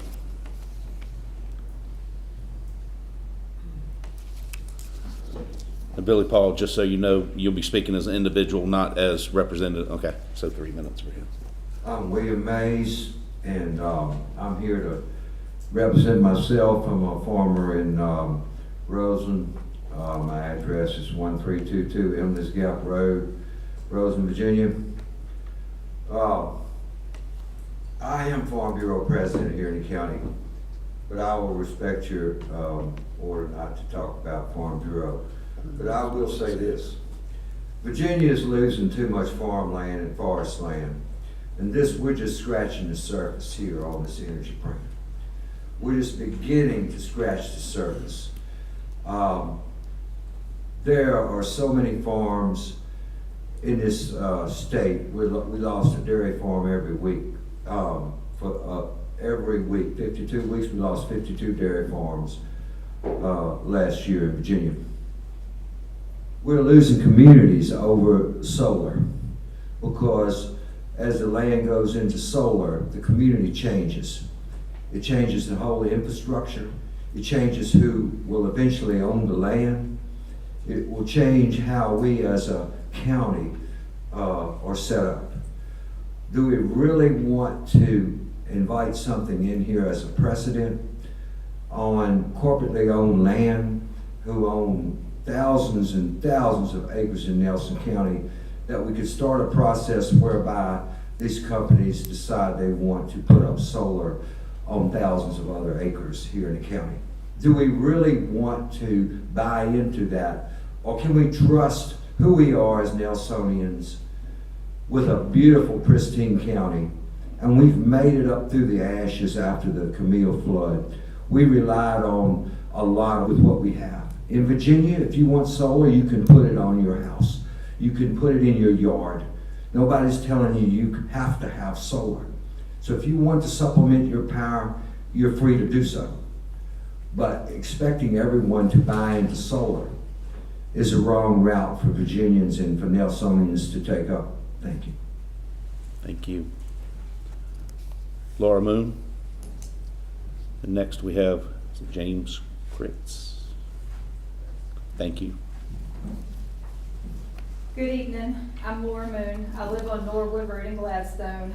My home is very close to the project site, and I'm just here to express my gratitude toward Savion and the Wild Rose team, as they have been in contact with my family and my neighbors for several months. They have answered every question we have. They have gone over and beyond helping us, like with tree removal on my own property. I think the project will be very beneficial for the community. It will pay a tremendous amount of taxes, will hire local for construction, and will be quiet and respectful to the neighbors, as they have explained to me. I am sure that Savion will continue to engage with the community throughout the construction and operating process as they have been with my household. I'm excited about the opportunities that Wild Rose has been discussing with us. Thank you. Thank you. James, and then Judy Cash.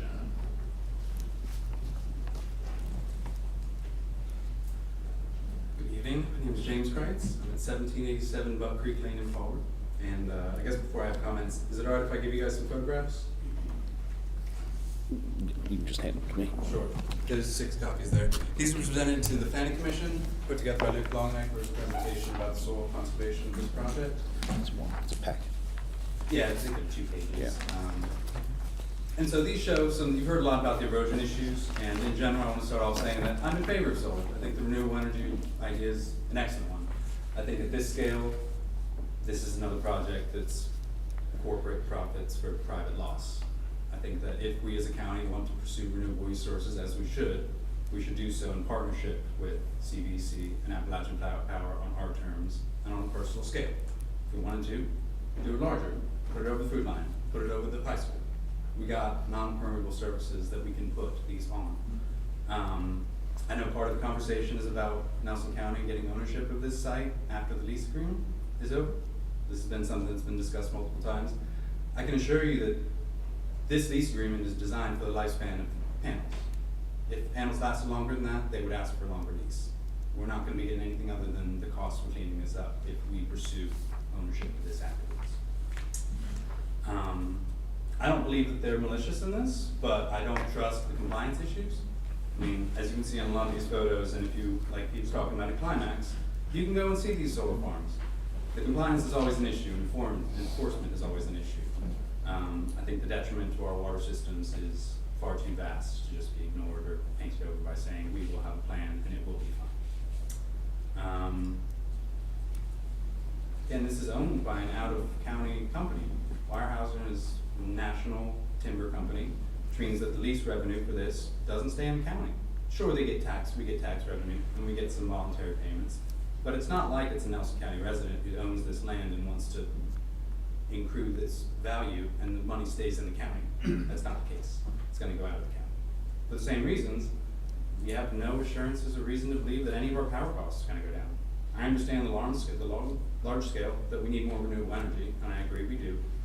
But again, this doesn't have any assurances that anybody's power bill is gonna go down. I had a question about, I like the idea of sheep grazing underneath. One thing that wasn't on this plan at all is, who's the shepherds? Is that gonna be somebody here? Is that gonna be one of the Nelson County residents? They talked about jobs that are gonna be created, but Gladstone doesn't have enough people to provide 250 construction workers. Those people are gonna come from like Madison Heights, Lynchburg, Roanoke. They're not gonna be from this county. And again, I wanna reiterate what Mary Catherine said, that the special use permit is forever. You're setting a precedent here. And I urge you to follow the planning commission in rejecting this proposal. Thank you. Thank you. Judy?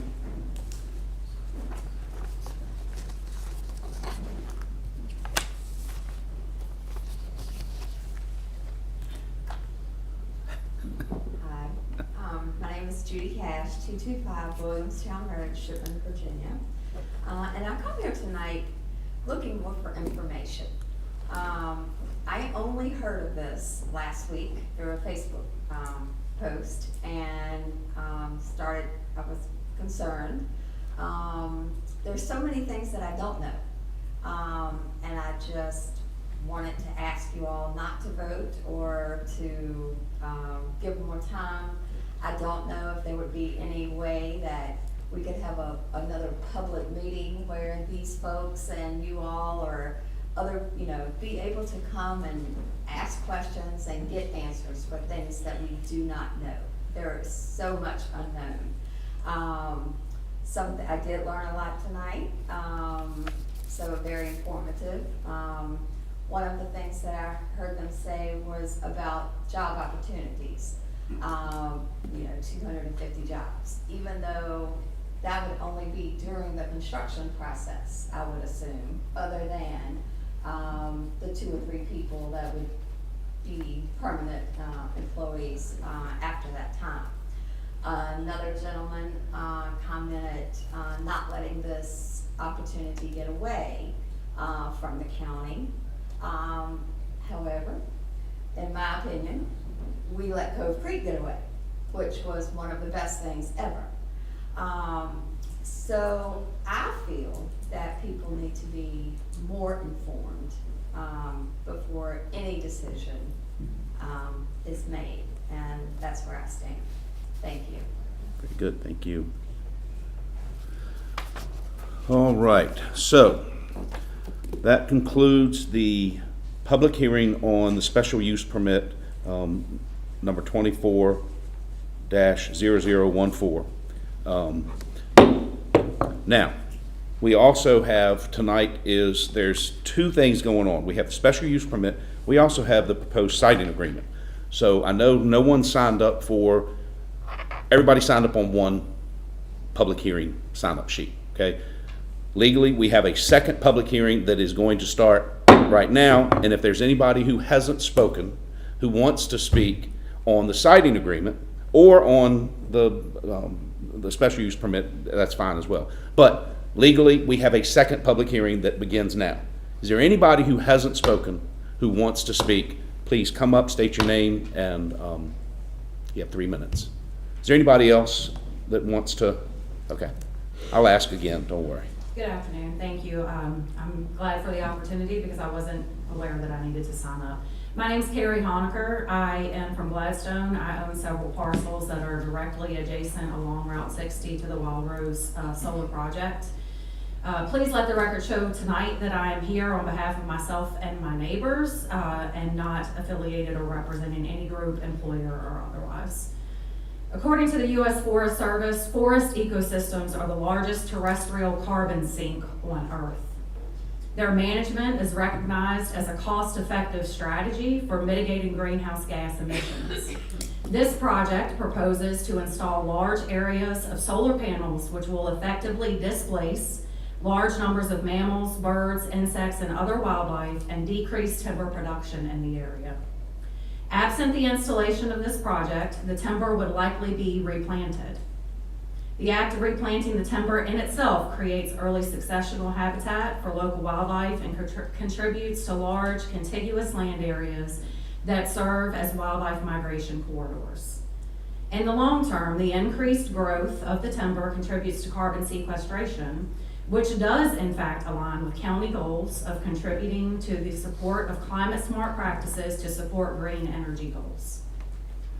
Impervious surfaces such as these solar panels inhibit the absorption of water into the ground, leading to increased runoff and sedimentation in local creeks and water bodies, specifically Carter and Owens Creek, and ultimately the James River.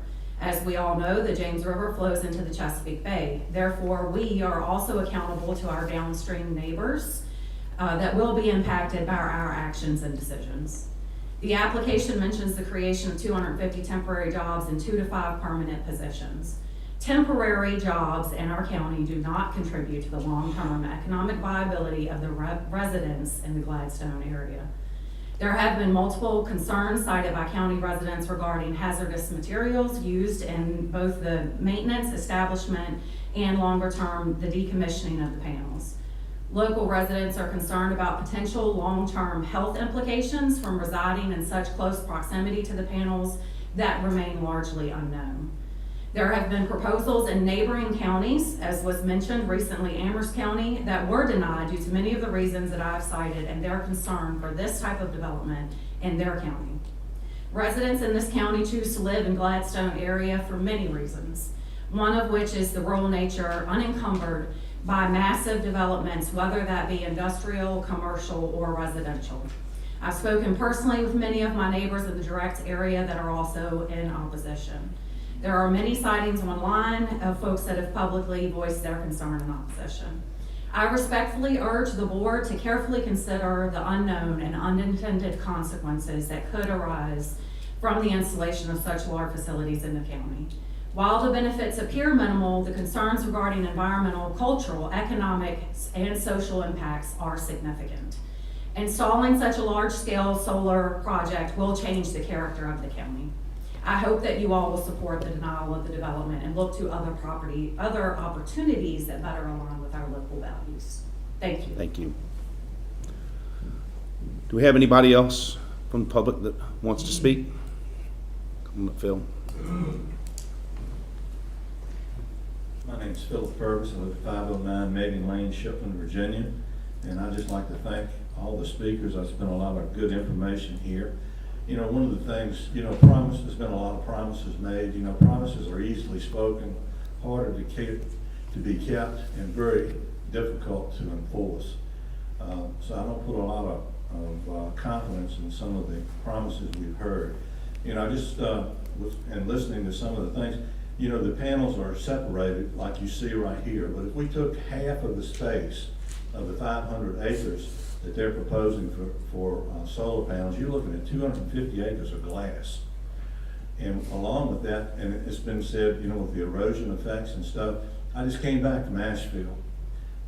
Just take a good look at what happened down there where they had 30 inches of rain. We've had one instance of that in 69, so it's not an impossibility that we could have that kind of rain possibly here in Nelson County again, but even much less rain. When you're concentrating that kind of water on those solar panels and it's dumping it off at the end, and it's maybe 10 or 15 feet between these solar panel towers, it can't be a very good situation where the erosion effects are concerned. And another thing that concerns me, special use permits, as most of you know, I have a problem with those because we've got the planning and we've got a comprehensive plan, we've got zoning ordinances, and what's the point in having these if we're going to let special interest groups come in and apply for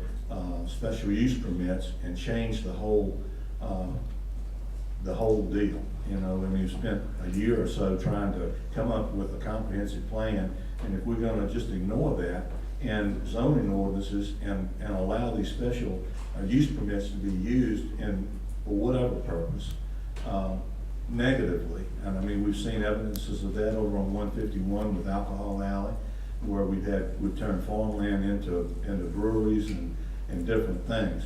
But I am definitely opposed to these solar panels. I drive down in North Carolina quite a bit. These things are ugly. I mean, there's nothing pretty about them. And then you've got the reflective effects of these solar panels heating up the upper atmosphere. And I'm not a big, okay, shut me off. Okay, I'm not a big believer in you know, the climate change stuff, but I can understand that, you know, reflecting the sunlight back up into the upper atmosphere, especially with these larger projects, could potentially cause problems. Thanks. Thank you. All right. Anybody else? If not, we will close the public hearing on the siting agreement. All right. Questions or comments from the board?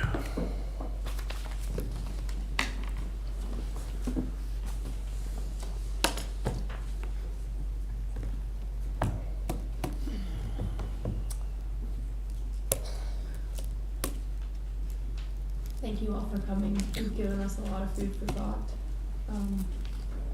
I appreciate it. I appreciate the turnout. I really do. So thank you. Hey, and we vote on stuff every month, so if we could get this crowd every time, we wouldn't be so lonely. No, I, in terms of action, there's no action items today. We're not taking any action. It's things to consider. And if action is to be taken, I'm sure it will be properly advertised. Have anything? Yeah, I'd like to, again, thanks to everybody. Clearly, there's lots on both sides of the equation on this thing, so it's not an easy thing. It's a pretty complex thing. But I wanted to just make some suggestions to the folks at Savion. And this has to do with the SHINE program. And also the potential of bringing some solar tech jobs, not just to the area, but to our students. I spoke with David Peterson today, who's in Richmond, and I think he heads up that program, which he does for other solar projects as well. And I let him know that in our county, not only are there very few people that would be trained for such jobs, when we have students that would like to be able to learn how to have a skill on working on solar technologies, they somehow have to get to either, you know, Lynchburg or Charlottesville. And that's just not doable for the vast majority of students that we have here. We don't have any on-site sites for career tech that this would work for. And so I suggested to him that if there was some way you could bring those programs to the high school instead of assuming that the students that might want to take it up would go elsewhere, this is something that could be a skill set that could be useful not just in the immediate, but for a long, long time. And the other thing is that in July, the school board received proposals from, I think, 6 different solar companies for rooftop solar at the high school. And it seems like there's an opportunity here to link a lot of different things together as part of a potential siting agreement. Because being an educator, I know the value of experience and having solar panels installed on the school teaches a lot. The skills to get them installed and maintained takes a lot. And I just have to believe that that part of the siting agreement wasn't thought through enough to realize if it would actually be beneficial for this county in the way that it's been presented so far.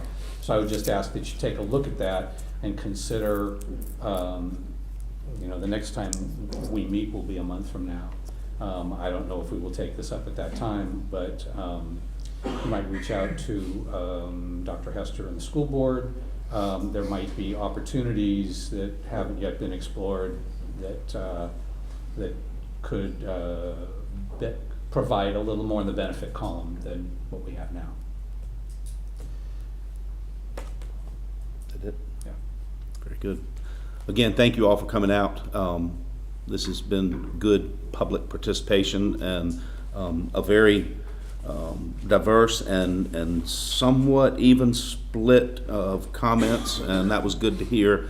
You've given us all something to think about, and we will be working on this and coming up with a decision for next month. Hopefully we'll be able to finalize this and get some closure.